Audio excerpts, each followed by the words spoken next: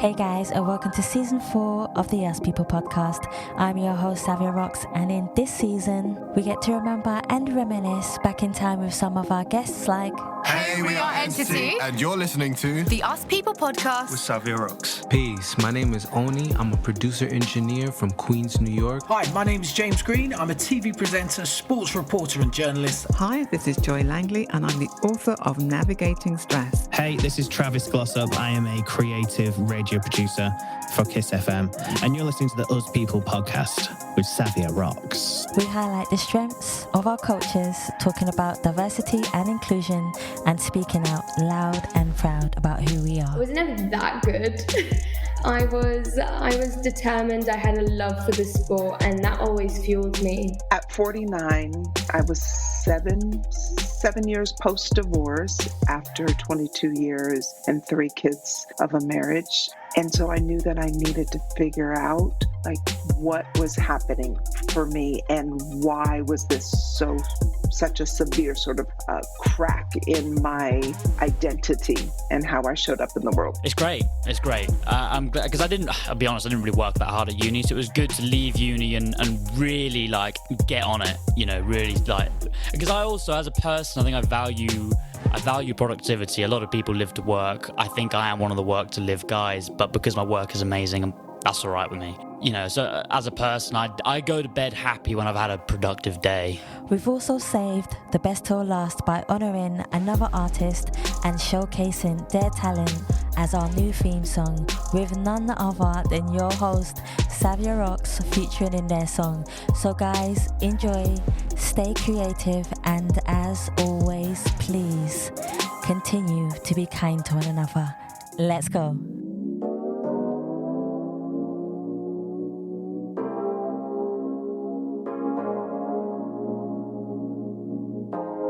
Hi, my name is Wendy Alexander. I am a best-selling author, international speaker, and cross-culture consultant. Hi, my name is Dr. Princess Fumi Hancock, and I am a best-selling author, mental health media expert, board-certified psychiatric mental health doctor of nurse practice.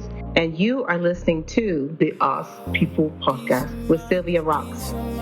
Gotta keep my energy and peace of mind. I protect my energy and peace of mind. Gotta keep my energy and peace. Hey guys, and welcome to another episode of the Yes People podcast.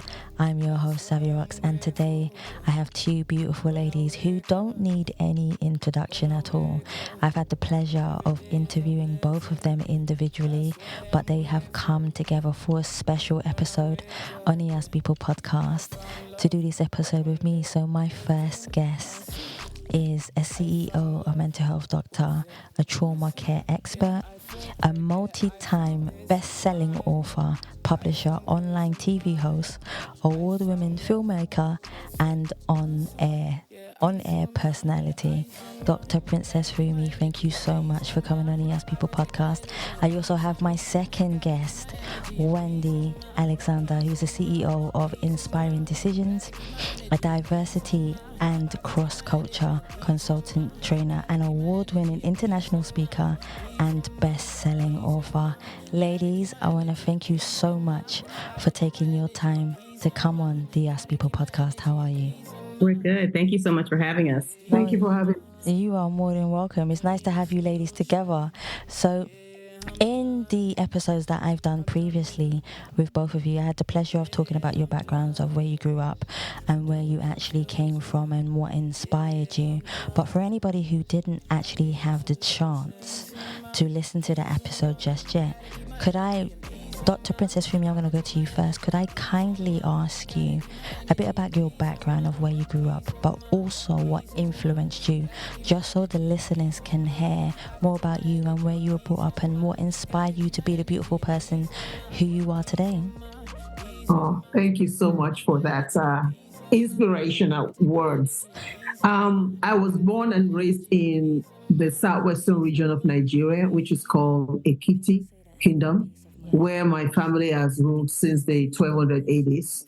My uncle is the current King Emmanuel that's there. What has inspired me is my parents, first and foremost, that even though my father is a prince, he taught me how to work hard.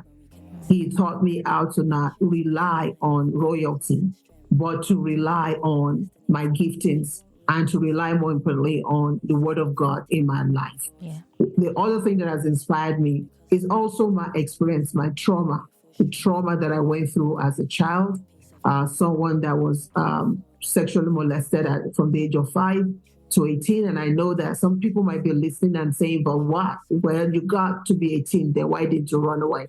Well, there's a lot. There's a lot of story behind that, where people who are assaulted or molested do not stay away even at that age. Yeah. So with that, and also the failure of a forced marriage, all of this come together to now make me who I am, the person that you see in front of me, someone that has gotten over suicidal ideation, someone that has gotten over several attempts of suicide, someone that is just living her best life now and just thanking God and living in gratitude in spite of what I've been through. See, that's actually really humbling to know that regardless, and I know I'm going to get a lot deeper into the questions a bit later. It's really humbling to know that regardless of what your trials and tribulations are in your life, that you still have the strength to get up and continuously keep going. And that is the fundamental part that inspires people to not give up on themselves, because suicide is such a big thing in everywhere in the world, and it takes a toll on all of us, and we all have some thought of it at some point in our life. So thank you so much for sharing that with Wendy. I'm going to jump over to you and ask you exactly the same question. Could you tell us about yourself, where you grew up, but also what inspired you to be the inspirational person who you are today? Thank you so much for that.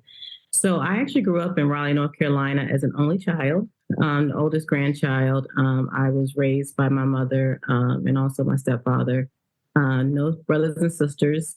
Went to college, had some trauma during my high school years, which we could talk more about. I had an ex-boyfriend who was very mentally and physically abusive. I too also had some suicide ideation that I've actually overcome, tried to commit suicide 6 times. The 6th time almost took me out. From there, ended up getting, of course, therapy, getting married, having 2 beautiful children. And, you know, I think a lot of times when you're young and you think you're planning, but God always has another plan to make sure that you tackle your past, right? And so within that, my husband and I got married very, very young, ended up losing everything at one time. And from that, we both had a job at the same place. Okay, that's the same place. So you know how that goes. You get laid off together. And he had an opportunity to go overseas. And when he had the opportunity to go overseas, I said, you know, this is what we're going to have to do to overcome this. And we're going to have to make some sacrifices. And so he would go for 90 days and come home for 30 days only for 20-something years.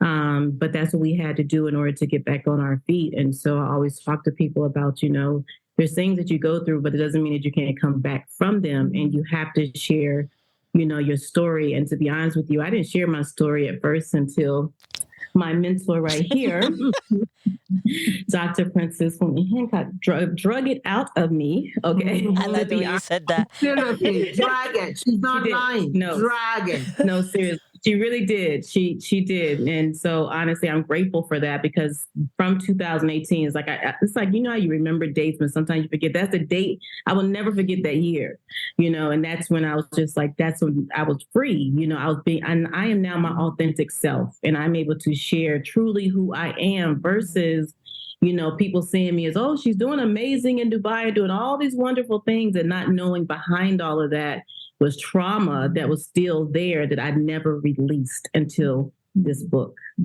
See, and this is what I'm about to get into. So, ladies, I've had the pleasure of doing the most research on both books, and you've had some fabulous ladies. You've had Yolanda battling deep depression. You've had yourself, Dr. Princess Fumi, struggling with suicide and abuse. Wendy, homelessness, you know, depression. You've had so many different types of women who have had a chance to emphasize their story abundantly, hoping to give hope, faith, and belief in themselves to grow stronger in what they want to do, and knowing that there's an outcome on the other side. But Dr. Princess Fumi, this question is more for you, just for a second. What inspired you to bring all these beautiful, authentic women together who have been through trauma in their lives and pulling out that? Because it's one thing having gone through something, it's a completely different thing being able to take it from your head and write it down so other people can share the story. What made you decide to bring this together and make it collective so that we can share this now? Well, I often believe that when you go through something, you're not going through it by yourself. True. Right? I'm not going through it because of you alone. A lot of times we go through issues just so we can get to the other side and help somebody else tell their own stories too. Very true. And so for me, when I first wrote my first book, it was first rejected by over 40 publishers. At over 40, yeah, I stopped counting at 40. All right. And this was the story of my life. It had nothing to do with anybody, but it was just the way that I saw my life and how God took me out of it. And then I decided, well, if nobody's going to publish me, I was going to invest in myself. And so I published my book, and within 2 months, it became number one, and it stayed on number one for over 2 years. Yay. And so, and after that, it just kept coming. Everything just kept coming. And God started showing me how to perfect that, how to turn people into bestsellers. Mm-hmm. And then I felt like I went through trauma. There was nobody there for me, right? But through His grace, He brought all these beautiful women as sisters, not as friends, but as sisters. And what sisters do is lift each other up. Yes. So for me, bringing the sisters together who came from different parts of the world, I mean, literally different parts of the world, was saying, here is a platform. Tell your story. Tear your veil. We are not all healed completely, but through His grace, and even in the book, you will see many people healed. My sister here, for example, when she first wrote a piece, it was completely different story. Okay? Okay. I read it and I laughed. I said, look at her. She's hiding. She's fronting. And she wrote it, and she was the very first one to finish writing. I mean, this was how funny it was. She comes, she announced the whole group like, oh, she's finished. So those who are struggling were looking at her like, my goodness, how did she finish this? And I'm sitting there saying, when she's ready, she'll come and tell her story. Because so after she was done, I gave her a room, I gave her weeks, and then I turned around and I said, okay, so when are you going to write your story? I said, but I just sent you my story. I said, yeah, you sent a story. But when are you really going to write? Yeah. So she tore the veil. And when she tore the veil, trust me, till today, people see how I didn't tell her this. People still ask me about her story. Something's going to happen. Something's going to happen about her story that she doesn't even know yet. See, that's what she doesn't even know yet because she was obedient. She don't know yet. I haven't told her yet. Don't be looking at me. She doesn't know me. I haven't told her yet. But something's going to happen because of that story, because she dared to tear the veil. And that's what all of our sisters did. They tore the veil. And trust me, after she did it, everybody else was doing it. Yolanda too did it because Yolanda gave this story. I mean, I don't even know. She gave all this story. Everything was, dotted, everything. And I laughed at her and I was like, okay, so where's the story? And she was like, are you going to do what you did to Wendy to me? I said, no, I'm just asking you where's the story, because whatever you packaged and sent me is packaging. I don't need no packaging. Tear your veil, and I'll see you soon. And she tore her veil too. And that's when she brought her daughter in. The first time she didn't bring her daughter in at all because she was busy telling all these stories. That's right. But when she was ready, she was like, okay, Princess, Wendy did it. I need to read Wendy. I said, you don't need to read Wendy's story. You just tear your own veil.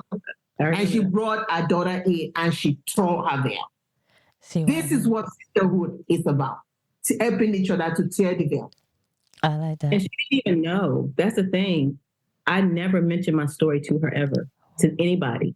So when I sent her the story, I never mentioned one thing about trauma to her, like not one thing. And when I sent it to her, I just like, she doesn't know about, what I've got going in my past. I'm just going to send, I don't even remember what I sent, but I was just like, I'm just going to send it to her.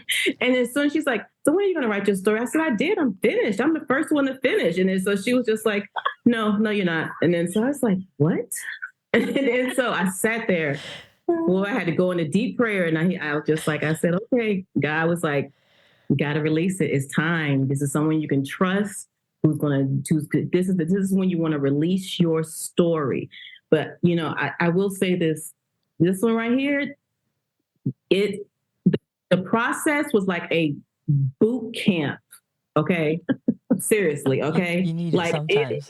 But it was a good mental health boot camp. You know how people have friends and, sisters, they're just like, oh, it's going to be okay. Just go ahead. No, she will tell us the truth. Okay. Mm-hmm. And, you want those type of people around that's going to be honest with you, because the way that I have elevated since writing this book, me personally, my marriage, my children, just everything has totally went to a different level.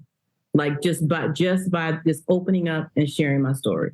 See, so I'm forever grateful. Oh, she beat me on the head though. Let me tell you. We all need somebody to beat us on the head. If it's going to make us evolve, yes. They beat me on my toes either. They keep me on my toes. Okay. One of the most awesome things is I would love to have all of you in a room. So there'll be like 18 women in a room, and me right in the center being able to emphasize all your stories. That would be an awesome interview to give to the world. I'm telling you, that'd be so awesome. So I'm going to get down to a lot more. So when did you, well, I'll ask Wendy this question first. What has been in your life recently that you didn't expect to change in your life? I know you go through changes where you say Dr. Princess Fumi has helped you so much with changes in your life. But what has changed recently in your life that you did not expect to change that has helped you to evolve? That's a good question. I think it would be just me personally and my growth, to be honest. I think, in discovering myself, I thought I knew myself. I did. I thought I knew who Wendy really was. And so through this whole process, and I always go back to the book. I have it actually, I don't think I shared this with you, is that I actually have my chapter on my phone, my other phone. I like that. And I keep it as a reminder, because that's really who I am. Right. And so when it comes to the part about me changing, I was a person who wasn't truthfully my authentic self. Right. And I thought I could never, ever change. And I thought I was going to be the Wendy that people the woman from Dubai and, that was traveling all over, to now I've changed to a person who is able to share her truth and be authentic and say that, I've had some problems in the past, but this is who I am today. I never, ever thought that I would share my story. Never. I was going to the grave with the story. Okay. I'm just going to be honest. I really was. I was not sharing that story. I was just like, it was done. It was my past, because that's what we're told, this is that you take it to the grave, that, and keep everything in your household, and that type of thing. So now from the person sharing to the person I am today, the growth, the opportunities, the positions and the, recognitions. And it's almost like I could have had that probably before, but it wasn't the right season. Mm-hmm. And now I'm in the right season. And so now it's almost like I was hidden, if that makes sense. And now I'm exposed, but exposed the right way. Yes.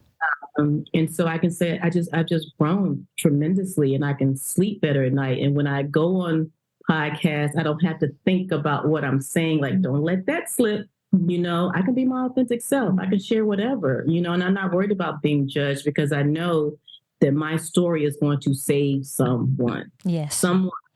Can I just say something where that question is concerned? Course. She's trying to be modest here. My sister's trying to be modest here. So when she knows me, I'm going to say it and tell it like it is. Because I heard her say, mm-hmm. All right, because I'm here like, what is she talking about? There she come again. Yeah, she come again, hiding. So that's why I've been looking at Aya like, okay, when are you going to tell the truth now? All right, so this is what's happened with her. Growth, okay? When you talk about extraordinary growth, yes, she has grown to someone where we're talking about being an ambassador somewhere, talking about doors opening in Africa, talking about incredible doors, talking about people in Africa giving her a whole building. All right? And this is somebody that is an American here, and they're giving you a whole building in Africa. Talking about people saying here, what do you need? Have it. Whatever you need, open your mouth, just ask. All you need to do is ask. This is what God will do when you allow him to do the work. So I'm sitting here watching this sister trying to be modest here, dancing around the whole big thing, instead of hitting it in the middle. So now I'm helping her to hit it in the middle so that people who are listening to you, yes, she was in Dubai, but what is happening with her right now is beyond Dubai. Yes. It has grown beyond. If you're listening, hear me out. It has grown. Yes, she went to Dubai to hide. But God used that to put her out. She'll tell you. She went to hide. Yeah, I mean, and the hijab did the job. The hijab and the abaya, it helped her a lot to hide. All right, so she hid there, but God booted her out of that place and said, you will be known either you like it or not. So allowed her to meet and say, okay, there you are, go. And she's in the season where God has just said, go. And whatever she turns, all she needs to do is touch her hands. I've told her about her hands. All she needs to touch it, and it's done. So for those who are listening and are hearing this, Wendy's story is incredibly powerful. Yeah. And not just powerful, but God has helped her to become a cross-cultural, I don't know what did we call in that show? Cross-cultural consultant. Okay. Yeah. A cross-cultural. Well, don't mind us. This is how we roll. Okay, if you're listening, this is how we roll. All right. So a cross-cultural. If you are someone who have been sitting in your home and saying, how do I pivot? Yeah. That's the word. How do I pivot from one relationship to the other? Yeah. Or how do I pivot from one business to the other? Wendy is the person. Now, I know she's still fighting how to find your passion. Yeah. But she's going to help others to continue to find their passion, just like she found hers. Then she's going to help people. You see how she's shaking her head?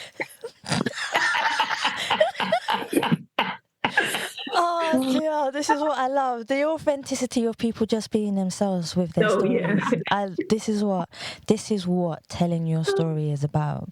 Along the way, regardless of our trials and tribulations, we still stand up and laugh. Yeah. Because laughter heals your soul every single day that we have a chance to go through something in our lives. So, Dr. Princess Fumi, my next question is actually for you. So, you being a mentor to all these beautiful women around you, helping them, the one fundamental question is, who is your mentor? And what has your mentor done for you to help you in your life so that you can pass on the knowledge that you have to other people in the world? Wow. Number one, God Almighty. Absolutely. Jehovah Almighty, number one. Number two, there was a bishop in my life in Nigeria. And that bishop, my goodness, he's passed now. He's since passed. He passed, I think it was a night when we got to Dubai. Wendy was having one of our conferences in Dubai, and we all went to launch the book there. And that night, I was walking into a hotel when I heard that the bishop had passed in Nigeria. I remember him coming to Atlanta, and he reached out to me and he says, myself and my husband, we have to see him. So we found our way to Atlanta, and he put me in one room and put my husband in another room. And then he came to me. He said, you, my princess, you were manufactured in Nigeria. He says, you, my princess, you were assembled in America. He says, you, my princess, now you are dispatched to the world. One event will change your life forever. Choose the event. And you see how I brought it out? Because that has always been, no matter how distracted, which of course another story of ADHD, no matter how I'm distracted, I always go back to that. You were manufactured in Nigeria. You were assembled in America. And now you are dispatched to the world. Yes. And it's always one event after the other. So this man has really, what he said to me changed my marriage, the way I was looking at my marriage, because with that, that's another story with marriage. And I don't know which one was the man or the woman, because I was already hurt in my first marriage. So there were certain baggages that I dragged into the second one that I wasn't going to let go of. But this man, by just simply saying that, and I'm telling you, I will never forget it when I won my first award in Hollywood. And I went up and I looked up. I'd always dreamt of that since I was little. And I looked into the audience and saw all these faces that I saw in the TV, sitting in the middle of all these actors and actresses. And that was the speech I had, manufactured, and everybody got up and just started praising. Can you imagine people praising the Lord in our Hollywood? So that man really now is past, but before he passed, he gave me that gift and led me to understand that don't believe that people say you are nothing. I came to this country. They tell me you're a woman, so you don't have, you're a woman, so you don't have a right to nothing. You are a Black woman, so now you really don't have the right to anything. And not just that, you're a Black Nigerian woman in America. Well, forget it, you're a max. So this is what people tell you. And to now find out that in spite of people, over 40 publishers rejecting you, in spite of Hollywood even stealing my first movie, in spite of all of that, when God was ready, I remembered that you were manufactured. Now you're dispatched to the world. Those who are listening to us right now, you can also take that phrase and really apply it to yourself, that you are manufactured, whatever it is, and put it in front of it. You are assembled wherever you are right now, regardless of what kind of job you're doing right now. You are being assembled. Whatever job you might be sick of that job right now, but you are being assembled. True. In preparation to be dispatched. So that made a difference in my life. That's an awesome story to tell everyone. That is an absolutely awesome story to tell everyone. And so my next question is for you, Wendy. So what do you believe that people misunderstand about you? A lot of time in the world, people are constantly judging us on the way we look, just like Dr. Princess Fumi was just saying just now, on the way we look, on the way we talk, on our faith, on who we are. And what do you believe people misunderstand about you the most, that you would actually like to clear up for once? I think the biggest thing is, she's looking at me. I know she's going to look at me. Look at the way she's looking at you. Right. The biggest thing is, since honestly, I'll say releasing the book, is that I've had people to question what I've done. Yeah.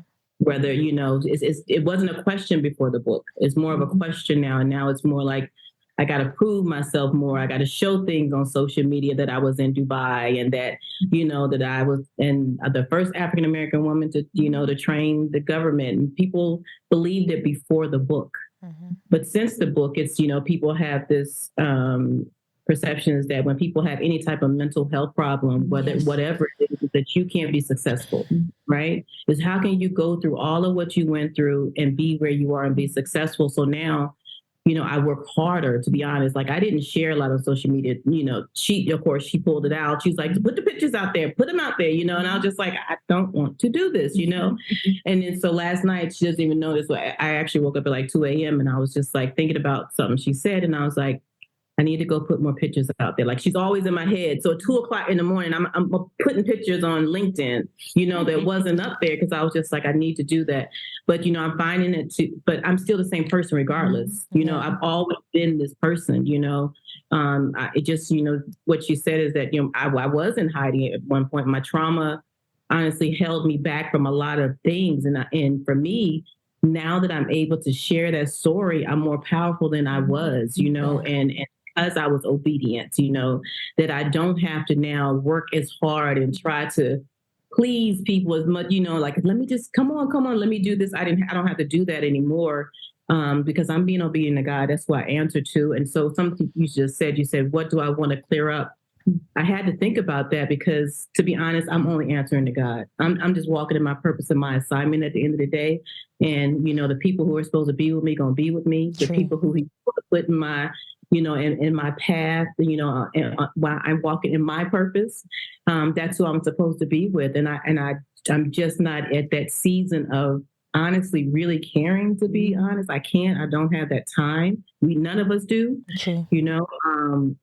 and I always pray, I have discernment, true discernment about God. Please tell me who am I supposed to bless or who is supposed to be in my path, right? And so those people have come, and I don't have to say, well, let me explain my past and let me explain how I got here and how I got through it. It's just like, no, actually, I'm attracted more to you because you shared your story. Exactly. Your story is even more powerful now. And those are the people that I want to help. I want to help the people. I want to be around people who have gone through something, right? Or people who are going through something right now and feel like they cannot make it and that they feel like they cannot move forward or they cannot be successful, to say, yes, you can. I am a witness. I am a walking witness. And my journey did not start from a coach or anybody. My journey started from me jumping on the plane and trusting God. And I said, I have no idea how I'm going to do this. And he gave me my how, right? Yeah. So for me, I would say that was the biggest thing, is that I do go through that more now. I'll have like inbox messages. Did you really go to Dubai? Did you really do all those things? And, the other day, I just got a director general for the UAE. And then I had an inbox and they said, did you just create that graphic? I didn't tell you all this. Yes, they did. Oh my goodness. They said, did you just create that graphic? I said, what are you talking about? The graphic that you posted up there. And I just ignored it. Now, my past Wendy probably would have said some things, but also gotten upset. But you know what I said? I said no. And I said, no, I did not create that. And I said, but I would like to help you be successful too. How can I help you? How can I serve you? And they got quiet, because that's my whole thing. How can I serve you? And so I'm just in the business of serving. That's it. Walking in my purpose, my assignment, being obedient. And that's it. That's all I want to do. I don't need a whole room of people surrounding me. I don't need a circle. I just need that corner, and that's it. And I'm okay. That's enough to have. I'm going to add something to it. I'm going to add something to it. Let me put a little spin on that little one that little story that you shared there, sister. All right. So, you have the platforms, right? We were on this platform. So there was Periscope, there was all kind of platforms, right, that we were on. Mm-hmm. I want you to think about it in another way. Yes, they might be questioning. They're questioning because they themselves are not truthful. True. Mm-hmm. How many people were on social media and are still on Instagram today that the lives that they live is all fake? That's true. So that because it's fake, now they look at the real thing and they're like, oh my God, this might actually be real. Mm-hmm. And let me find out, because I live a fake life already. And let's see if. So it's not even about you. Mm-hmm. It really isn't about you. It's about them checking their own spirit. That's true. Because it's like now they see the authentic one who actually lived in Dubai, who actually worked in Dubai, who did the first this, the first that. And now they're having to question themselves. So it's not about you, sister. It has nothing to do with you. So I know that, you're saying is you're working harder. No, it's not about you. It's because they know the truth now. It's like, wow, they finally found an authentic person who is actually living that life. And with them, it's all being take it till you make it. That's true. I didn't think about that. Make it. Mm-hmm. So it wasn't about you. It was them asking you is questioning their own self and what path that they have taken. And now you're sitting in front of them saying, regardless of what, come and be authentic. So it wasn't about you. Thank you. It wasn't about you. Do you know what? Every time I hear an answer similar to that, it always reminds me of the second question that I asked on my podcast, which is basically, how can you define yourself and who do you see in the reflection of the mirror? But on the flip side of that, has there ever been a time where you have not recognized yourself looking in the mirror? That question, you've both basically just answered it. You know, and that's such a fundamental question to ask people, because when people look in the mirror, when they're stripped away, or whether it's a woman when she strips away her makeup and she really, really does see who she is as a person, there is a whole complete other person. And social media is like stripping off your makeup. That's right. It's either you have the makeup on or you have the makeup off, but it's completely up to you who you want to be. Because remember, when you come off social media, you are one way. You're on social media, you're one way perceiving yourself to the world. When you come off, you're a completely different person. And we need to emphasize that more. So I'm so happy, and I have so much gratitude that both of you have teared the veil, perfect title, in order for you to be who you are. Another question that I have for absolutely both of you. So I'm going to go to you, Dr. Princess Fumi, for this one. Now, I have had the chance to ask this question to you both individually, but I still believe it plays a fundamental part in everyone's life, which is forgiveness. Forgiveness is a huge part of who we are as people. It's a healing process. It can stop you from being bitter or make you fall in love with yourself also. Now, love is power, whereas hate brings bitterness. But in saying this, how have you used forgiveness in both of your lives to help you understand what bitterness is? Because in understanding bitterness, there is a truth, and also understanding the power of love. Dr. Princess Fumi, I would love for you to answer first. That's loaded. That's really loaded. When you think about forgiveness, for those who might be listening now and going through marital problems, you know, or whatever the trauma event is, the first thing is just to be angry, right? That's the first instinct for us. We want to be angry, not only angry at that person, you know, the person who perpetrated whatever it is against us, but also angry at ourselves. And so when we get angry at ourselves, there's a lot of bitterness, and the bitterness that we spew out is not necessarily towards that person, but it's actually the bitterness that we feel about ourselves, that we allow something like this to happen to us, that we allow, that's the word underscore. In our head, we say we allowed it to happen. And because of that, we hit ourselves so hard. But here is one thing that I've come to learn. Forgiveness starts with you. Yes. Not about even anybody. It's not even about the perpetrator. It's about you. I know that forgiveness, if you do not have forgiveness, you're going to be sick, literally sick spiritually, emotionally, mentally, physically. All right? You're going to be sick. And for me, I needed a big why to allow myself to go through forgiveness and to allow myself to also gift somebody with forgiveness. Either they liked it or not, I was going to gift them anyhow, because I needed, by gifting them that forgiveness, I freed my own self. Exactly. They don't want to take it because they know that if they accept it, I will be released. I'll be free. I want people to really listen to me. The people that you want to forgive don't really want it, because they know that as long as you can hold on to it, you'll be sick. You'll be sick physically, emotionally, mentally. So what do? We gift it anyhow and let go of it. So forgiveness starts with you. And as you begin to forgive yourself, it's amazing what it does to you, that even the perpetrator will walk past you and you'll be like, why in God's name did I even get married to this one?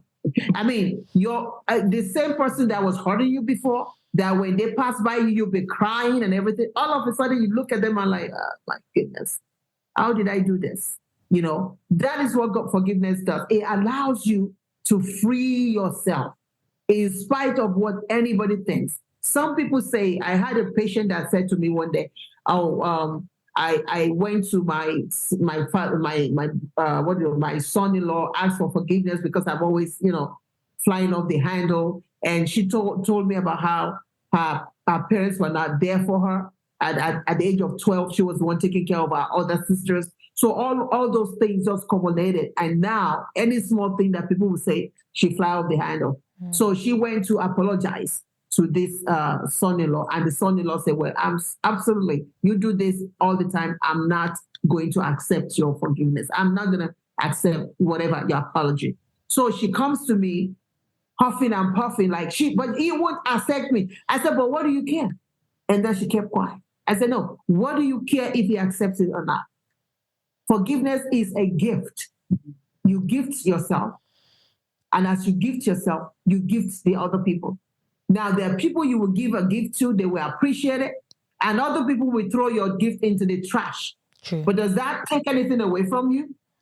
No, because you've given it to them. That's on them what they do with it. I like that. I definitely, Wendy, it's your turn to fill in, about forgiveness, love, and bitterness. I would say, honestly, to be transparent, with what I went through, I probably didn't honestly forgive until I wrote that book. I'm going to be honest. And so when she was saying, I went to Dubai to hide, that really was what it was. A lot of people didn't realize that is because I never shared my truth, right? So I've always had a lot of things built up inside of me in the U.S. Yes. And when I left, it was like, think about escaping. I didn't have to see the same people. I didn't have to hear. I escaped everything. I didn't have to deal with anything from my past when I left and moved to the Middle East, right? Mm-hmm. So when I moved to Dubai, I was still, I felt it. I was like, something is just not right. It's still not the same, even though I felt like free, right? I said, but something's not right. And people would always say, you got to forgive. And I was just like, I'm just struggling with this forgiveness thing. I don't know if I said, God, you're going to have to work with me on this one, and to be honest. And then so when I always say the Middle East saved me, to be honest, because that's when we wrote the book and I was like, okay, I think I'm understanding this forgiveness thing. If I can relieve myself and forgive, the people who have hurt me, then I can move forward. Like the freedom of writing a book was free, but when you forgive, the level of freedom that comes where they no longer have power over your life anymore, no longer have the power. That's when I was just like, I forgive you, regardless if you want to accept it, right? I truly forgive you. And I was able to relieve myself, but it happened in Dubai. And I always say, I really don't think about, a lot of people look at me. Yes, I went to Dubai for business, so-called. But, God has his own way of sending you somewhere. But that was for me to heal. The Middle East was my place of healing, 110%. The Middle East was my place of learning to forgive and to grow closer to God. So when my Muslim sisters were praying 5 times a day, I was praying 5 times a day right beside them, right? Mm-hmm. And so I was learning I was like, okay, I was really becoming more obedient and really, reading the Bible. And, I even went through Ramadan, but, I had my own Christianity going on, but, they were right there with me. And so the Middle East really, honestly, gave me the strength to forgive. And when I came back home, I was good. I was okay. See, that's what I like. See, the next question tallies in to your answer, Wendy. So one of the things that people often don't see that we work hard on is sacrifice.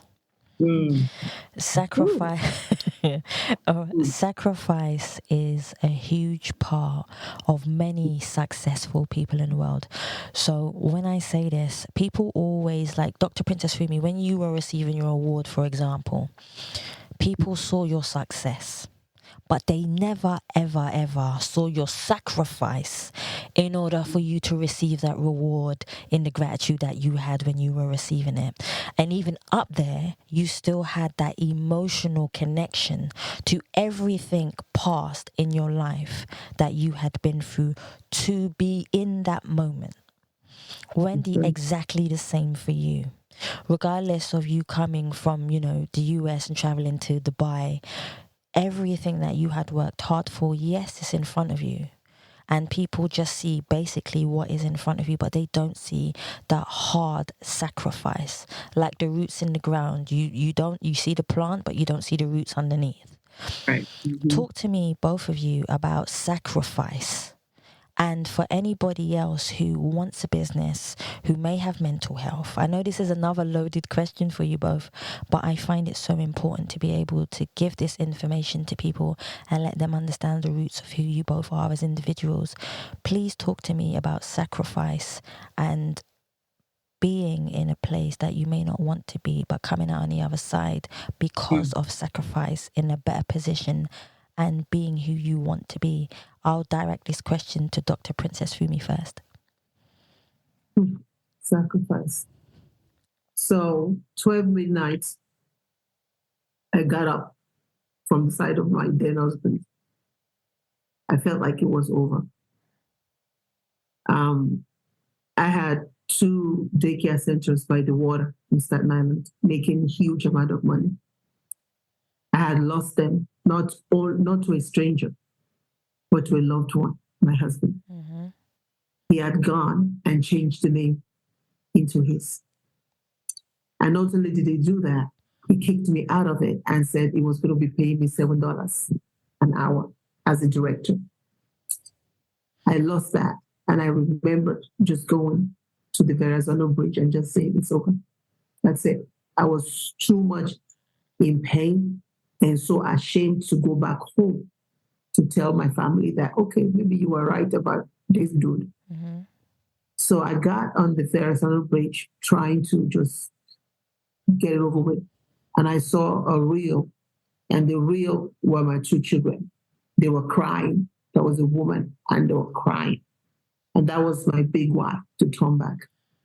I knew I was turning back and going to face the drum, even though I didn't know what it was. But by the time I got home, I was homeless again. Mm-hmm. Took my 2 little boys and moved. Sacrifice. Someone who has a master's degree, who owned daycare centers that hired a lot of employers, became somebody who nobody would even give a job to. Mm-hmm. Sacrifice. I was sleeping for 3 years on the floor. When I talk about hard floor, I'm not talking about mattress. I didn't even have money for mattress. I'm talking about take a little sheet and roll it like that. Me and my 2 boys. Sacrifice. I ended up, the only person that would hire me was in Jersey, not even in New York that I was living at. And they would hire me to clean our deep freezer every night, graveyard shift, sacrifice. But in the middle of that sacrifice, guess what happened? God began to show me my vision torch. That's one of my books, how to re-engineer my life purpose. That same deep freezer that I would go in crying became it now became a place where every time I would pass through the store, I could not wait to get in there. Because I want people to hear me. That same deep freezer, I don't know what your deep freezer is today, but that same deep freezer turned around and became the place where I met God. And I said, two choices. You either take me out or you either show me how to get out of this poverty and show me how to be who you've called me to be. Yeah. And today when I look at my life and I say, my goodness, this is what the enemy wanted to rob the world of. If I had just taken my life, what is your big why today? That's what I asked your audience. What is your big why? If you are in the throes of bitterness, if you are in the throes of anger right now, and you don't know, you can't find your way out is number 1. What is your big why? Mm-hmm. Because your big why will allow you, your big why is that touch, is that hand that reaches down to you and pulls you out of whatever you are today. So wherever you are, in Europe, US, wherever you are tonight, what is your big why? And allow that big why to settle down and pull you out of whatever dungeon that your heart might be in today. It's time to let go. Mm-hmm. It's time. Hear this. It's time let go by finding your big why and allow it to pull you out. I love that. Wendy, I'd love to hear your story. So you said, what is your big why? I'm going to ask, what are you willing to sacrifice for what you want? There you go. And so for me, we lost everything. When I say everything, we were young. We were like, I was maybe 23, 24 with a newborn and lost everything. And I will never forget my husband getting a call saying that I have an opportunity to go to Iraq. Okay. And I'm like, well, I don't know what type of opportunity that is. And then so he said, no, it's one that's going to be tax-free. And, I'm going to have to be gone away from home. And I said, well, when will you be back? I'll be gone 90 days for 30 days, newly married. Right. And I was just like, Lord have mercy. So I said, okay. I was like, we got to do it. We got to make the sacrifice, and so we made that sacrifice. And from there, we were able to get out of the situation, the homeless situation, be able to get our home and things like that.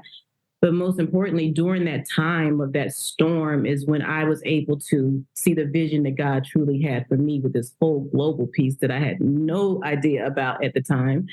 And I would never forget what my husband said to me. He was just like, I need you to come to Dubai. And back though, that's 23 years ago, 24 years ago, something like that. Nobody was talking about Dubai, right? And I was like, I'm not going to Dubai. I said, we've got to figure out this thing. I'm not going anywhere in the Middle East, right? He was like, it's just easier. Just come. You're going to like it. You're going to enjoy it. And so finally I gave in. And I'm glad I gave in. And I just prayed and I said, God, I have no idea where this man wants me to go. I said, but I got to be obedient and go see my husband, right? I said, I'm going to trust this place. And so I'll never forget getting on the plane and got there. And probably within 2 days, I will never forget, I'm 5'5", my husband's 6'7", and I looked up at him and I said, I am going to have a business here. It's going to be in Dubai. It's going to be in Abu Dhabi. And he looked at me and he said, you do know that you're an African-American woman. You are a woman, right? And you talk about having a business in the Middle East. He was like, you do know that, right? And at me, like looking, yes, I yes. And are you challenging me? And then he was like, no, I'm not saying that. I'm just saying I need you to be realistic, right? And I said, no, I'm going to do this. I'm going to do it, And then so from there, I was just like, this is an opportunity, for us to be able to change our family that somebody else wasn't doing. And I said, I don't know how I'm going to do it. I'm going to have faith in God and he's going to show me the way. And we sacrificed for years of him being overseas, 20-something years of our marriage, doing that, being away from family, trying to, do Skype, and trying to do PTA meetings on Skype and all kinds of, we've done everything. We've had our anniversaries on Skype. I'm in, a restaurant and he in his bunker. So, so we have done things, okay, to be able to have that connection, so we missed a lot of, days and times and things together. We sacrificed. He missed birthday parties. We missed, I think we celebrated our anniversary. We almost forgot that it was because now we're together, he's home. I was just like, wait a minute. I think this is our first anniversary in 20 years or something. Wait, I think this is our first Christmas that you've been home. You realize now like how much you've missed, but we were willing to sacrifice to make sure our family had what they needed, to make sure our kids didn't have to worry about bills and school and we didn't want that, and so from that, God also birthed my global journey, from that sacrifice of saying that I believed in myself. And when I went, I was like, I'm going to get on this plane. And my husband said, where are you going? I said, I'm coming over there. And he said, so what are you going to do? I said, I'm going to find an opportunity. He said, what opportunity? I said, I don't know. I said, but I'm going to find something. And so I really did. And so he was just like, well, who do you know? I don't know. I said, I think I know this person who said I could get something in training. He was like, well, when training? I said, everything you do every day is training. I can figure this out. I don't think if I told you all that. That is smart. I said, but really, right? And I said, everything you do every day, I said, I can figure this out. And so I did. I went and I by myself, to the Middle East, not speaking Arabic, didn't know anybody. And I landed a contract in 2 days. Remember you said. And then when I landed that contract with the government, I said, God has opened this door and I got to keep on moving forward. I got to I didn't know the how. I couldn't ask anybody because nobody was doing what I was doing. I said, I'm just going to figure this thing out. And then so I'll never forget when the lady said, well, what can you train on? And I said, well, what would you like me to? And then so she said, so you speak English? You're American? I said, yes. I said, is something good about that? She said, absolutely. I said, okay, tell me more, right? So then I realized that me being an American speaking English was enough for them. And then that's when I said, well, what would you like me to train on? They said, body language. I said, oh, yeah, I could do that. I could do that. And she said, what about team building? I said, oh, yeah, I could do that too, right? Never in my life had done any of this, right? But I said, it got to be that simple. I was going to figure it out because I wanted to make the sacrifice to make sure my family was good. I didn't want my husband to be the only one sacrificing, right?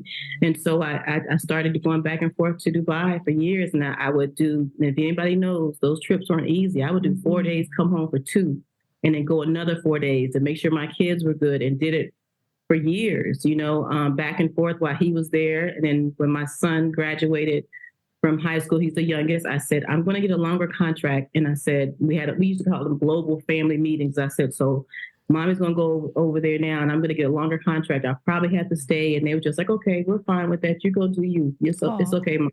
They did. They were like, we're fine. And I was like, you sure? Because I wouldn't do anything if they didn't want me to, right? And I was like, they said, you're going to be okay. I said, all right. The day my son graduated, I checked my email and I was like, oh, there it is. And I got a longer contract and I moved to Dubai 4 days later. See? But I sacrificed. I was away from my children. I put in a lot of sacrifice. So did my husband. But today we're now in a totally different place because we truly believed in God and what he had. I didn't worry about the how. I didn't worry about the what. I didn't worry about the people. I just said he's going to put it out there. He's going to pave the way for me and my husband. And all of our sacrifices that we did was well worth it. 100, we would honestly do it over again. We said that it was worth the sacrifice. Everything is worth the sacrifice once you know you put in that hard work and you believed. I think that's one of the most fundamental things is you believing in yourself, because if you don't have the belief, it can take you down a tremendously different path. And believe me, I know. So another question that I have for you is about building a supportive female network. And I know that you would like to speak about this, and I know this is fundamentally important also. Can you both talk to me, Dr. Princess Fumi, I'll start with you, about building a supportive female network and talking about situations and methods of how to build this together so that we can build a community. Why is she looking at me like that? Why is she looking at me? Looking at me like, go ahead. I want to hear this. She's like, did I ask the wrong question, Wendy? No, I want to hear it. Let me see how you're going. I just want to hear how you're going to answer. Oh my goodness! Now we're bringing a little stuff on the air. Welcome aboard. Okay. Welcome aboard, fearless visionaries. Well, I think you start with being selfless. Mm-hmm. If you are a selfish person, if you're self-centered, you cannot build a team. Very true. You just start. So you start your building has to start with you first. You really looking at yourself and seeing what your weaknesses are and what your strengths are. Mm-hmm. Right. I remember, I think I was talking to her, was it 2 days ago that I was talking about Oprah, right? Mm-hmm. And there was an interview that she had several years ago, and I listened. That interview really changed my life. And somebody asked her a question and said, how did you build this global community and the company that you own? And she laughed and she said, well, maybe you need to don't ask me how I built it, because it's not about me. It's about the people that surround me. Exactly. You look for people that complement you, not people that are like you, but people that complement you. And the thing is, a lot of times I want people to listen very well to us, and myself and Wendy. A lot of times we go out looking for us. We're going out looking for people like us. And the thing is, when you have 18 women and you're all the same, then it's just, who's going to benefit from that? True. You wouldn't even benefit from that because you're looking in the mirror and you're seeing yourself. And one thing that I learned from Oprah was, she said, I was just the voice. He said, I'm just the voice. That's all I know. He said, but every person that's around me, the producers, those who manage the business itself, those who run the magazine, all of those people compliment what I do because they do something that I don't know how to. Like Sheena, she a whiz. Okay? She is a whiz, a wizard. Because yesterday didn't I call you a witch last night? Yes. Okay. I said she a witch. Okay. AI. Okay. AI. I don't know anything. I call it DI. You're so good. I had to ask her. She went berserk. If you're needing something about AI, fish her out in LinkedIn. All right? Because yesterday she was doing some wizard things. I kept calling. I said, "This is just witchery." She did. I said, "She a witch, a witch, a witch." After a while, I said, "You're a witch." Like, how are you pulling all this stuff out? I said, "Don't tell me nothing like this is coming out of the internet." I mean, she almost wrote a whole novel for me last night, and I'm not kidding. All right. I gave her some words and she went through, and my novel is shaping up right now. What? It is shaping up right now. Okay. My video, right? Is that the one you just did? That? Okay. So the video thing now, I got it. Okay. She got it, but I got it. And she has all these things about my audio, the kind of questions I could ask my audience. Oh my goodness. She a winch. Okay. Winch. So thank heavens that I don't have to bother myself, right? Right. She compliments me. Exactly. I compliment her. Mm-hmm. We don't look in the mirror and say, "Oh, we're the same." No. We compliment each other. Yeah. So for those who are listening to us right now, how do you do this and create a great team? Is when you look and say, okay, what are the weaknesses? What are the strengths? Nobody's perfect, right? We can still fight. We can argue over things. We can say, okay, we're going to leave that alone and just keep working. But we love ourselves. We love each other. And that's, that's another level to it. Loving each other despite our, if we look at Fearless Visionaries, trust me, we all have our own, each of us have colorful. All right? Colorful. We are colorful. That's all I can say. We are colorful. But we are learning to just say, okay, in spite of them colors, we have a bigger mission and a bigger vision.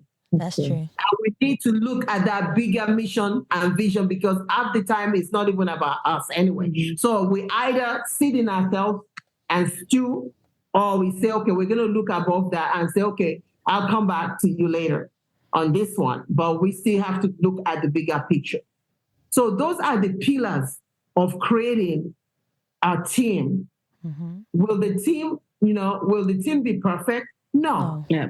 Because it's the imperfections actually that brings the diversity. Mm-hmm. The imperfections bring the diversity. But why are you looking at me like that? You just keep looking. I thought I was the only one that looks, winch. So I had to tell her about, so listen, as a cross-culture consultant, I had to tell you winch. So she calls me winch, y'all. I have to, y'all, and that's not, so people think that's a bad term. Oh, wait. Yes. So some cultures might think that you're calling me a bad thing, okay, but you're not. No. So she's not calling me a bad thing, y'all. There's a reason. Yes, that's AI. Yes. She's think I'm really obsessed. I really am obsessed. I have mastered AI. It's a whole nother conversation. But I had to say that because people are going to think that cross culture. Yes, all right. Because even in Africa, a witch, they say, "Oh, she a witch." Yes, and you don't be surprised when witches come and find you and say, "Well, we understand that we have something in common, witchery, or whatever they call it." Don't listen to her. But she's right though. Cross culture, she's right. So everybody that's listening right now, you all understand that. You see how we're laughing? Yeah. Yes. Now we're laughing over this one now, but she a winch. It's the way. She's a winch. She's a technical winch. She's saying winch. Yeah. No, I want to say winch, not winch. But that's what she's trying. She's mixing it up. Oh man. But I would say for me, as far as sisterhood, she's right. I was looking at you like that because, let me tell you, we have and it's true, you do stay in the background. It's so funny because at the beginning, like she was really hands-on. And it was just like, okay, now I've done it. And now y'all got to stick together. This is what I did. I put y'all together. You got to stick together. And I'm not going to say everybody's still there, but I would say that a good handful of us, we are. Do we get to do things every single day that we want to? No, but we have a group, the same group from the beginning. Day one is still going where we put things in, we talk, we communicate. Some of us talk offline, but we still know what each other's doing. We send stuff. And so the sisterhood is still there. And to be honest, I don't really have any projects where I've started something similar to that, where I still have that connection with someone, to be honest. So she was able to develop that. Now, like I said, it was boot camp. Okay. All right. So within the boot camp, we had a lot of meetings. We had the hammer meetings. Okay. What's the hammer meetings? Where it means, and when she would put the hammer inside of the messenger, somebody was in trouble. Okay. Uh-oh. Right. And we had to come either, and it depended on what the trouble was, whether it was going to be a long message in the messenger or we had to get on Zoom. It depends on how bad it was, right? But so when one was hammered, all of us, we all in trouble. It's almost like, really? That's what you did? Like real true sisterhood. Like, really? So why would you do this? Right. So it was really, but it's always like that. But we appreciate it. Like, you need that in your life, and I will never forget the time when she told me. I was actually in Dubai, and I'll never forget her saying this. I used to do training and doing business overseas like every other month. I would do that course every other month, like put it out. And that's actually where I met her. She was in Nigeria. Mm-hmm. Somebody told her about me. I watched her in Nigeria. Somebody said that I was doing training. Yes. And I'll never forget her getting on the Zoom. And I was like, who is this lady? And she was like, I'm here. This is what she said. I'm here. And in the middle of the training, interrupting the training and everything, I'm here. And I'm like, who is she? And how did she get in the class? Right. So that's where I met her at. And then so I used to put that on all the time. And I'll never forget when I went to Dubai, she said, sit yourself down. And I was like, oh my gosh, what does that mean?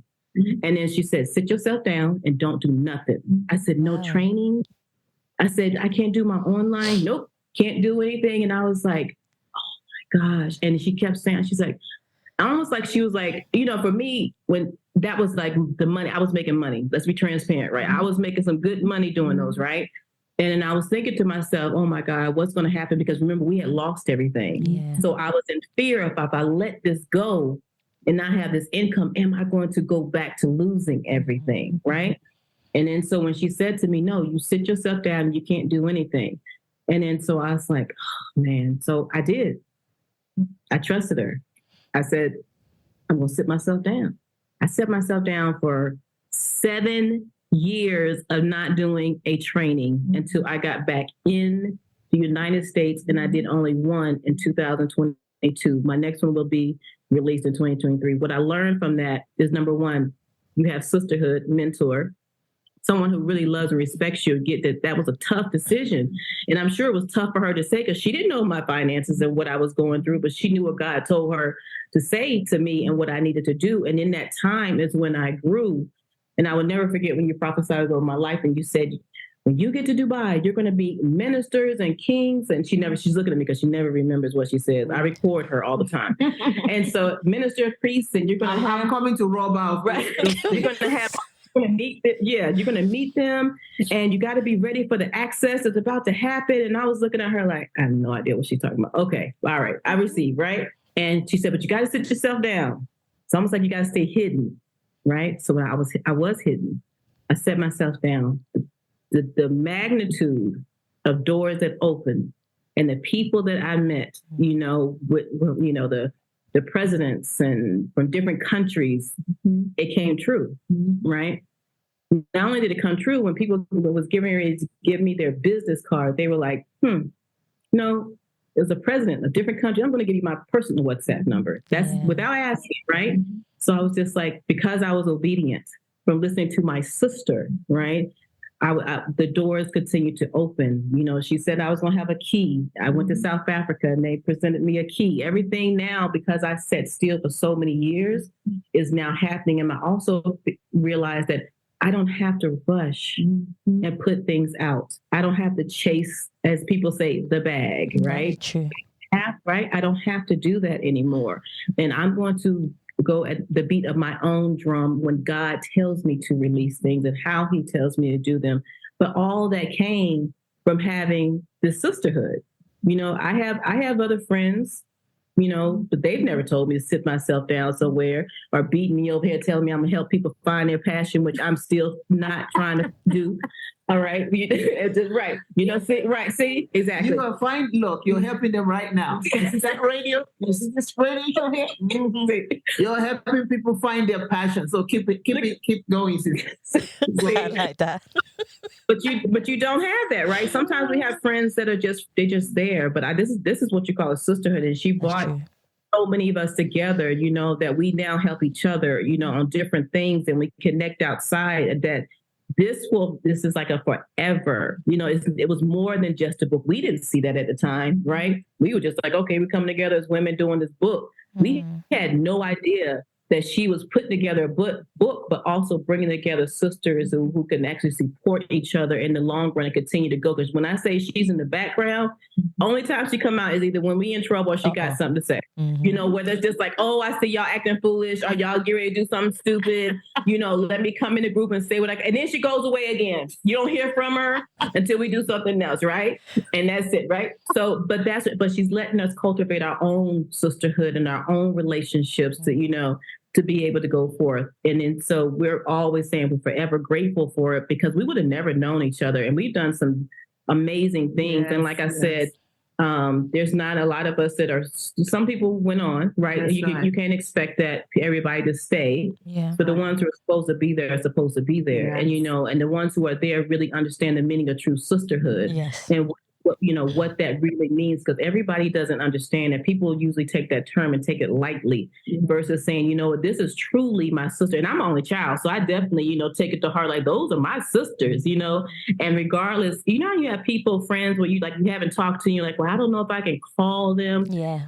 We go months without talking to each other, but you can best believe if somebody picks up that phone, I'm going to be right there. What do you need? There's no like, oh, well, I ain't talked to you. And there's none of that. It's just like we pick up right then, you know, and everybody's supporting each other and everybody's cheering for each other. And then you can ask, you know, them for anything. The same thing they can ask me, but we will always be forever grateful for that book and Dr. Princess Fumi Hancock and all her hammers that she gives us and the sit yourself downs. And sit still, right? But all of her wisdom, you know, that the wisdom that she has is priceless, you know. You know, it is. It's priceless. It can hurt now. Yeah. You know, and then I'm probably the hard head in the group. I'm the one, the most hard head in the group. She'll tell you, I am. I really am. And she always talking to God, I wish you'd get this one over here. And I'm always, it's me. I'll admit to that. I don't have to say nothing. God helps me out over her. Because when she comes to me, God has already whipped her really hard. So she's coming to say, well, I know what you're about to say because I just got whooped. Yeah. So sisterhood is important, but I think you shouldn't take it lightly. And I think every woman should have a sister that they can trust. And it does not have to be their blood, to be honest. And so it's just a priceless thing when you can find it.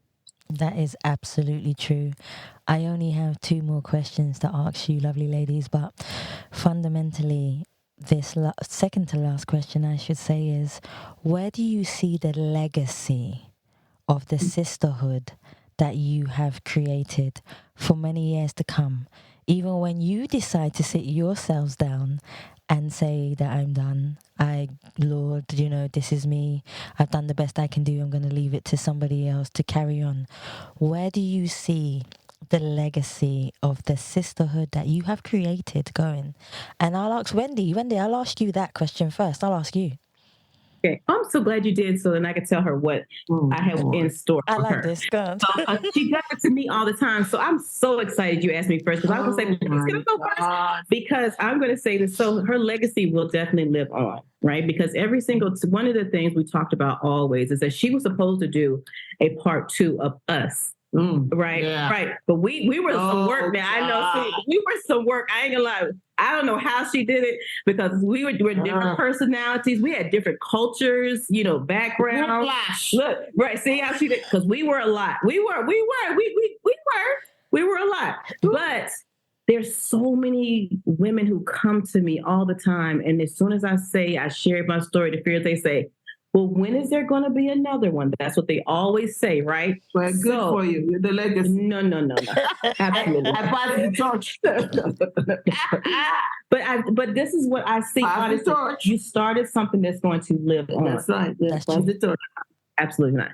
And so, absolutely not. It will definitely live. And I take that back. I'm gonna stop. Every time I say absolutely not, and when I'm near her, it's something. It always changes. Of course. Yeah, right. So that's why she's looking at me like that. But there's so many other women who want to do a tear the veil too. There's even men who come to me and ask to do that. I think that would be awesome. See, exactly. And you and I talked about a little bit about that. Yeah, and so, yeah.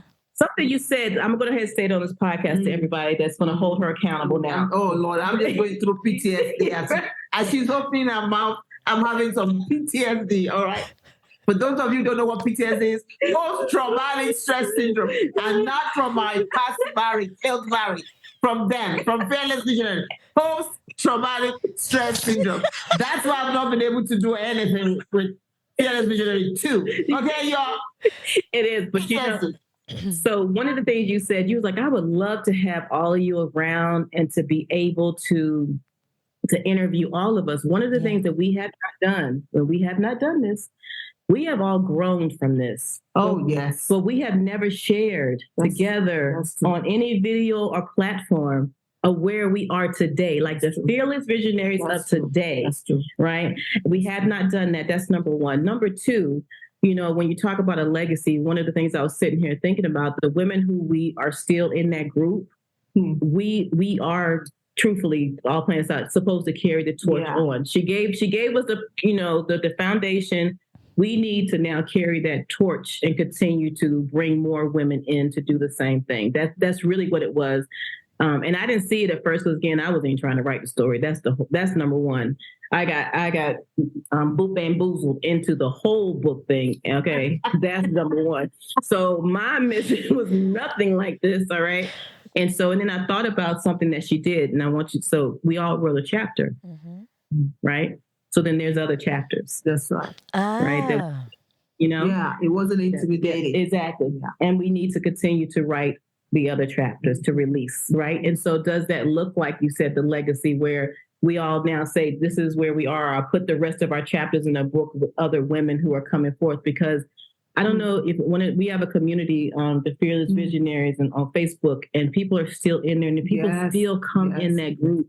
And one of the things that she didn't share that she also made us do is go live on Facebook Live and share our story to the world. It was powerful. Share our story. The people who thought of me as Wendy, the Dubai, and even the people when I went through what I went through in high school had no idea I was going through that. And I went public on Facebook, we all did, to share our story and tear the veil, right? And we could have something so powerful, and we became best-selling authors and award-winning best-selling authors and traveling different countries. You can't just let that go. That's not something that you just say, oh, we did it, and you're going to put it on the shelf, and that's something I accomplished. We have to continue it on. Now, she thinks that she's totally out of it, because no, she's not, because she got to bring the hammer, because you got to make sure everybody's in line. That's what we need. That's her role right now, right? I'm groaning right now.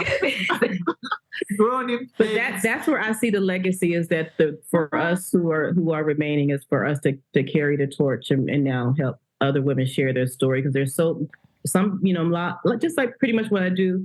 When I take people out of the country or women out of the country, they never went out of the country until I do so. So in other words, if they don't give them an opportunity to share their story somewhere, it stays inside. You know, when if you never ask them, I give them, here's this platform I have for you to be able to share your story. No one ever asked me that until her. So now I got to now do the same and pay it forward. Well, thank you for saying that, though, because as I was sitting here, I was actually thinking about even the videos that you guys did initially, the very first videos. They were so powerful. And we didn't have a choice. So you didn't have a choice. Right. That's true. Yeah. we would send her a recording and she would send it back. This is not it. This is not. Oh no. So those of you who are listening, we want you to share your story, but understand you're going to be transformed. That's right. Okay. It's a good way, right? You'll learn video. You'll learn how to write. You'll learn. Honestly, you learn so many things within this process, but you will definitely be. You will learn, and you will. And you would be perfect. Go ahead. Just yeah. Oh my goodness. No, but your videos, I think we need to bring them back up. You know, those videos that you guys did the very first time that people, like 1,000 people, all people just pounding you guys. I think it's still on in Facebook. I think just listening to you now, I think we owe it to bring it back up again and awaken. I think, we need to do an awakening. Of and we can share the podcast. Yeah, how some fearless visionaries. And how we thought about doing it. You were tag team in front of you right. Hey, and then it's all good with me. We're glad that we did this podcast with you, because now it's helping us to say, it's time for an awakening. To be able to your podcast. Honestly, we wouldn't have. I know I wouldn't have. I thought of it honestly if it wasn't for you. I'm still suffering from PTSD. Why would I think about it? And it's so funny. You see how she looked at me. She said, "This is something you." She keeps saying me. And it's true. So many people have even come to me directly. Makita have sent about maybe, oh my goodness. She keeps sending people to me and I keep looking at them and they come to me and I say, oh. And they say, when do you think you're doing? The men have come, the women have come. And I just keep ducking it. Just ducking it you need to have one where you have women on one side and men on the other, right? And imagine I'm just trying to do women. You're talking about women on one side. No, listen, it would be cool. And then I'm going to get told off now. And then imagine each one individually introducing themselves and saying the most significant part of their story. That in itself would be powerful as well. So there's so many things that you need to do, Dr. Princess Fumi. I'm sorry, I'm going to get in trouble now for saying this. She's happy. She's happy that you mentioned my name. Look, I think your podcast is missing all our cues.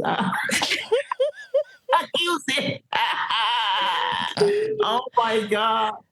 Oh wow. But we will definitely think about it. We will, sister. I like the way she looked at her first. Right. Yeah. So, ladies, honestly, I've had the abundant pleasure to interview you not once, but now twice. But before we go, I would love for everyone to know where they can find you individually and together.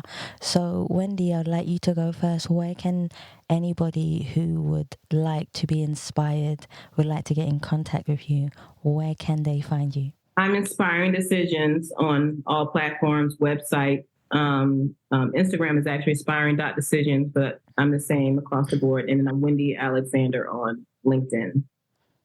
Yeah, get her on LinkedIn mostly. She'll help you out.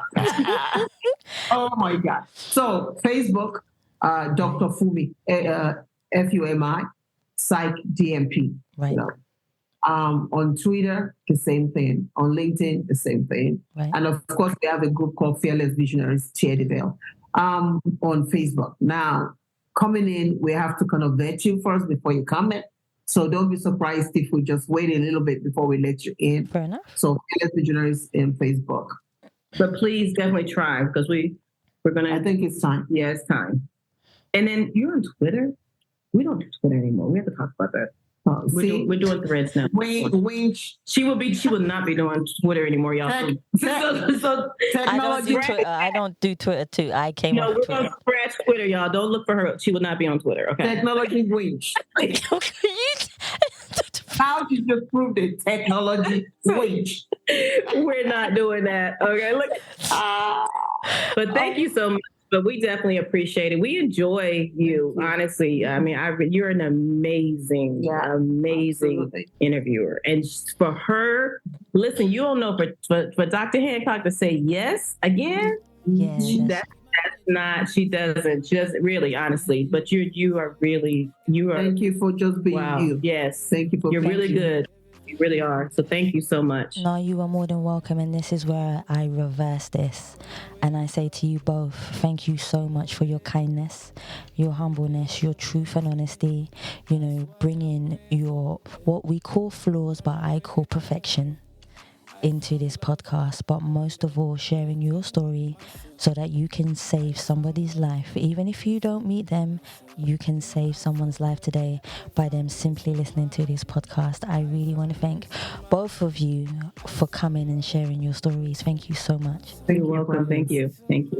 Guys, I want to thank you so much for listening to the As People podcast, and please remember you can subscribe and leave us a review on Spotify, iTunes, Google Play and any other platform that you prefer listening to. Please also visit us on any platform that you would like to listen, or you can go on LCBN TV and watch us there. Guys, please remember to listen and watch us on Mondays on Heart Songs Live at 9 p.m. and also every Thursday you connect with us on LCBN TV at 8 p.m. UK time. Guys, thank you so much for listening. Stay happy, stay positive, and as always, please continue to be kind to one another. I need a solution. Peace of mind. Gotta keep my energy and peace of mind. I protect my energy and peace of mind. Gotta keep my energy and peace of mind. Peace of mind. Peace of mind. Gotta keep my energy and peace of mind. I protect my energy and peace of mind. Gotta keep my energy and peace of mind. Peace of mind. Peace of mind. Gotta keep my energy and peace of mind. I protect my energy and peace of mind. Gotta keep my energy and peace of mind. Peace of mind. Peace of mind. People say that having a peace of mind is trying to find a consistency of calmness within ourselves, to crave for a clarity that drives us through our emotional journey of life, to never let a person's judgment manifest into a fear inside of us, learning to believe in our ability to shine through the darkest moments and tunnels when we cannot see the light. Patience being our light for forgiveness and strength, to believe in our destiny. If you want real peace of mind, one needs to stop fighting their inner thoughts and embrace them with love, because love is the most amazing and beautiful strength that we have to conquer our peace of mind. Make your thoughts impact a nation by keeping them true and honest, especially to yourself, but make your peace of mind protect you when you don't have strength to embrace anything else. Find your peace of mind by listening to your heart. So I was just like, because I was obedient from listening to my sister, right? The doors continued to open. She said I was going to have a key. I went to South Africa and they presented me a key. Everything now, because I sat still for so many years, is now happening. And I also realized that I don't have to rush and put things out. I don't have to chase, as people say, the bag, right? True. Gotta keep my energy and peace of mind. Peace of mind. Peace of mind. Gotta keep my energy and peace of mind. I protect my energy and peace of mind. Gotta keep my energy and peace of mind. Peace of mind. Peace of mind.